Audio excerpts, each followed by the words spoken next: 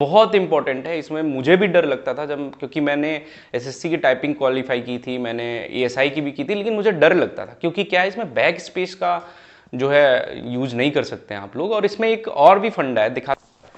Hello everyone, आज हम लोग बात करेंगे आरआरबी एनटीपीसी और एसएससी सीएचएसएल के टाइपिंग के बारे में। मैं आपको बहुत कम समय में ये बताऊंगा कि मैंने कैसे पास किया आरआरबी एनटीपीसी एसएससी सीएचएसएल की 2 बार टाइपिंग।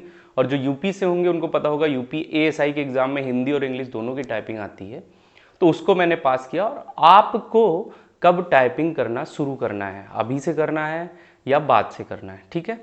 तो सबसे पहले हम बात करते हैं एसएससी सीएचएसएल की टाइपिंग के बारे में। एसएससी सीएचएसएल की टाइपिंग जो होती है उसमें 35 वर्ड पर मिनट की जो है स्पीड मांगते हैं और 5% जो है मिस्टेक अलाउ होती है, ठीक है। सबसे जो बड़ी बात है कि इसमें बैक स्पेस अलाउ होता है, जिससे टाइपिंग करना ईजी हो जाता है।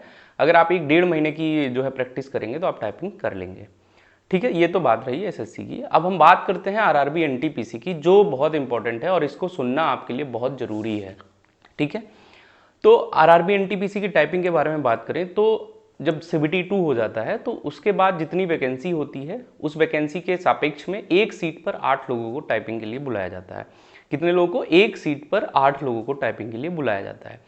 आरआरबी एनटीपीसी की टाइपिंग में आपसे जो डिजायर्ड होता है, हिंदी में आपको 25 वर्ड पर मिनट, और हिंदी में जो फॉन्ट होते हैं वो कुर्ती देव या मंगल, आप दोनों पे कर सकते हैं। मैंने यूपीएसआई में मंगल फॉन्ट का यूज़ किया था और उससे मेरी टाइपिंग मैंने उससे क्वालिफाई की थी। और इंग्लिश में आपको 30 वर्ड पर मिनट टाइपिंग करना होता है, क्वालिफाइंग नेचर का ही टाइपिंग होता है, तो इंग्लिश में आपको 30 वर्ड पर मिनट टाइपिंग स्पीड चाहिए, ठीक है। अब बात करते हैं कि आप आरआरबी एनटीपीसी की टाइपिंग में कितना मिस्टेक कर सकते हैं और उसमें मिस्टेक्स कैसे काउंट की जाती है, ये थोड़ा समझने की बात है।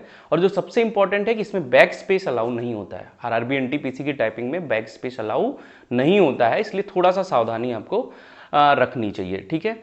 देखिए, अब हम बात करते हैं आरआरबी एनटीपीसी में जो मिस्टेक्स काउंट की जाती हैं वो 2 तरीके की मिस्टेक होती हैं। एक होती है फुल मिस्टेक और एक होती है हाफ मिस्टेक, ठीक है। हाफ मिस्टेक जैसे आपने कॉमा लगा दिया एक्स्ट्रा, या कॉमा भूल गए, या आपने स्पेस एक्स्ट्रा लगा दिया, या स्पेस आपने नहीं दिया, ये सब चीज़ें हाफ मिस्टेक में काउंट होती हैं।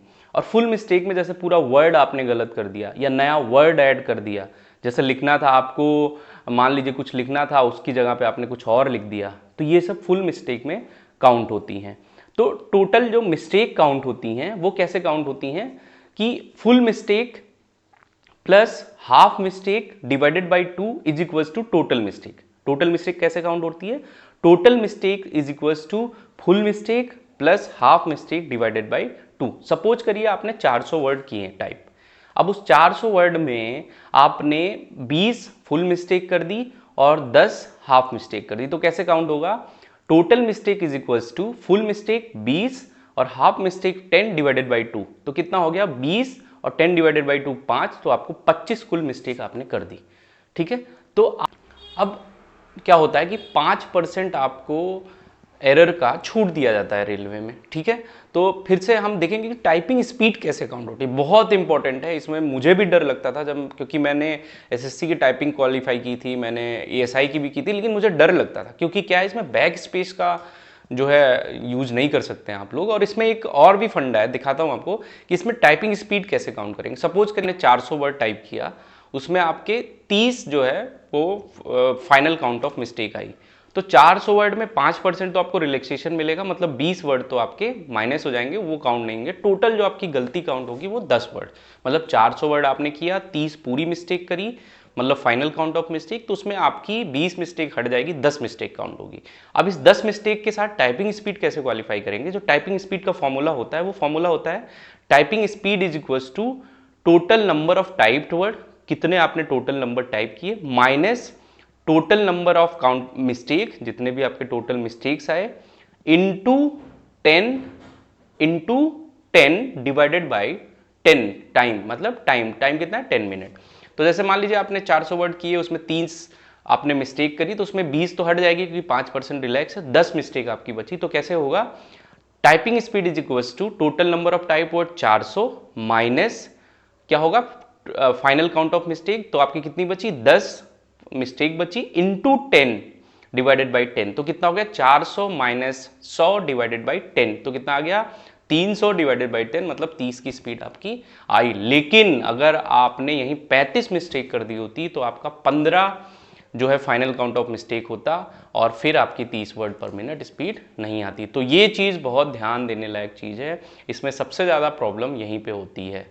ठीक है, इसमें यही ध्यान देना है कि आपको बैक स्पेस का बिल्कुल भी यूज नहीं करना है। लेकिन अगर आप न्यू कमर है, अब मैं बताता हूँ कि आप बैक स्पेस के डर से कैसे बच सकते हैं। तो देखिए, आप नया नया अगर तैयारी टाइपिंग की शुरू कर रहे हैं, मैंने 1-1.5 महीने में इंग्लिश की टाइपिंग में लगभग 40 तक स्पीड ले आई थी। जो लोग अवेयर हैं कीबोर्ड से, वो लोग आराम से 1-1.5 महीने में ला सकते हैं। जो लोग नहीं अवेयर हैं, उनको 2 से 2.5 महीने लग सकते हैं। तो आपको करना क्या है कि आप पहले जो बेसिक मेन रो होती है ASDF वाली, उसको आप 1-2 दिन प्रैक्टिस करिए। और मैंने तो क्या किया था कि मैंने 1 हफ्ते में ही पूरी कीवर्ड्स जो है वो याद कर लिए थे। 1-1.5 घंटे खुद ही घर पे टाइपिंग करता था, लैपटॉप था, कीबोर्ड ले आया था। ठीक है, उसके बाद क्या करिए कि आप बहुत सारे ऑनलाइन टाइपिंग सॉफ्टवेयर हैं, उस पर जाइए और अपना 5 मिनट 10 मिनट का एक दीजिए, फिर आप उसमें गैप ले लीजिए, फिर शाम को दे दीजिए। एक ही साथ आपको 1 घंटा 1.5 घंटा टाइपिंग नहीं करना, उससे दिमाग स्थिर होता है, स्थिर नहीं होता है और आप अच्छे टाइपिंग नहीं कर पाते। फिर मैं क्या करता था कि 1-1 मिनट का टाइपिंग टेस्ट देता था। जैसे जो लोग रेस करते होंगे, जैसे जो आर्मी की रेस दौड़ता है या पुलिस की, वो लोग स्प्रिंट मारते हैं। स्प्रिंट मतलब 20 सेकंड 30 सेकंड की एक स्प्रिंट फुल स्पीड में। तो मैं भी वैसे ही करता था कि मैं फुल स्पीड में टाइपिंग करता था, जो गलत हो रहा है होने दो, जो सही हो रहा है होने दो। उससे क्या मेरी स्पीड बढ़ती थी। लेकिन जब मैंने रेलवे की RRB NTPC की तैयारी शुरू करी, तो मैंने बैक स्पेस का, क्योंकि मेरी पहले से स्पीड थी, तो मैं बैक स्पेस का यूज कम करता था। तो पहले मैं यही कहूँगा कि आप थोड़ी स्पीड बना लीजिए, फिर आप बैक स्पेस पे जाइए और 1-1.5 महीना समय लगे। अब टाइपिंग करनी कब से है?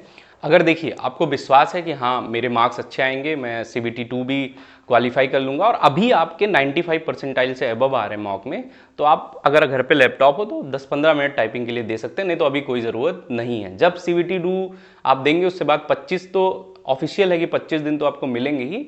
लेकिन अगर आपका CBT 2 जब अगर आप देने वाले हो, उससे 10-15 दिन पहले ही टाइपिंग धीरे धीरे शुरू कर दीजिए। और डरना नहीं है, टाइपिंग इसकी आसान है, लगभग सभी लोग क्वालिफाई कर ही जाते हैं। कुछ लोगों को छोड़ के मान लीजिए कि 60% लोग क्वालिफाई करते हैं, 40% लोग डिसक्वालीफाई करते हैं। तो टाइपिंग का भी अपने दिमाग में कोई भी हवा मत रखिए। अगर लैपटॉप है तो कीबोर्ड ले आइए, 10 मिनट जब भी आप बोर होते हैं पढ़ते हुए, तो आप टाइपिंग कर लीजिए। और कहीं जाने की ज़रूरत नहीं है किसी भी कोचिंग को कि आप जाइए वहाँ 1 घंटा जाने आने में बर्बाद करिए। चुपचाप अपना मोबाइल से भी कर सकते हैं। आजकल तो ऐसी चीज़ें आ गई हैं कि आप मोबाइल से भी कीबोर्ड कनेक्ट करके टाइपिंग कर सकते हैं। तो ये मेरा सजेशन है कि टाइपिंग के लिए मैंने जो माना कि दिमाग स्थिर रखिए, और अगर आप कूल माइंड होकर टाइपिंग करेंगे, ज़्यादा हेक्टिक मत करिए कि दिन भर टाइपिंग ही कर रहे हैं, तो नहीं कर पाएंगे। तो इसलिए अभी टाइपिंग का छोड़िए, 95 परसेंटाइल मॉक में लाना है, यही दिमाग में आपको चलना चाहिए। रिवीजन करिए, कहाँ गलत हो रहा है उसका एनालिसिस करिए। All the best.